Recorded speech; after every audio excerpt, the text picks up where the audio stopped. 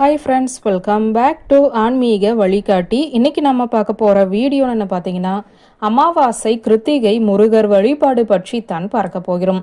நாளைய தினம் அமாவாசை திதி வருகிறது. கிருத்திகை நட்சத்திரமும் சேர்ந்து வந்திருக்கிறது. இது ஒரு அபூர்வமான சேர்க்கை.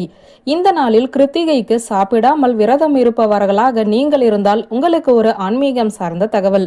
நாளைய தினம் முன்னோர்கள் வழிபாட்டை செய்து முடித்துவிட்டு முன்னோர்களுக்கு சமைத்த சாப்பாட்டை சாப்பிடாமல் இருக்கக்கூடாது.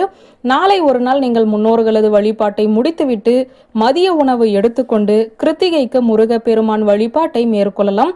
எந்த ஒரு தவறும் கிடையாது என்பது குறிப்பிடத்தக்கது. இந்த ஆன்மீகம் சார்ந்த தகவலோடு இன்றைய வீடியோவிற்குள் செல்வோம்.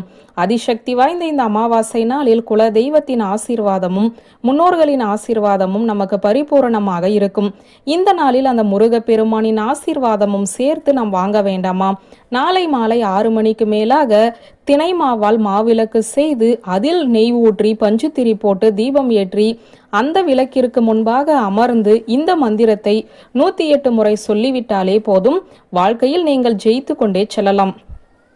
ஓம் சரவண பவ இம் வம் ஆ, இதுதாங்க அந்த மந்திரம். இந்த மந்திரத்தை டிஸ்கிரிப்ஷன்லையும் கொடுத்துருக்கேன், பார்த்து தெரிஞ்சுக்கோங்க. எளிமையான சக்தி வாய்ந்த ஒரு வரி மந்திரம் இது. உங்களால் வீட்டில் இந்த விளக்கை ஏற்ற முடியவில்லை என்றாலும் வீட்டு பக்கத்தில் இருக்கும் முருகன் கோவிலுக்கு சென்று இந்த தீபத்தை ஏற்றி வைத்துவிட்டு முருகன் கோவிலிலேயே அமர்ந்து இந்த மந்திரத்தை சொல்லலாம். அதிசக்தி வாய்ந்த பலன் உங்களை வந்து சேரும்.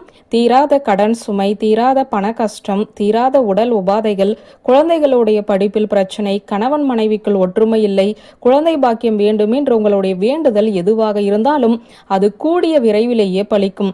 நம்பிக்கை உள்ளவர்களுக்கு இந்த எளிமையான ஆன்மீகம் சார்ந்த வீடியோ பயனுள்ளதாக இருக்கும் என்று சொல்லி இந்த வீடியோவை நிறைவு செய்கிறேன். நன்றி, வணக்கம்.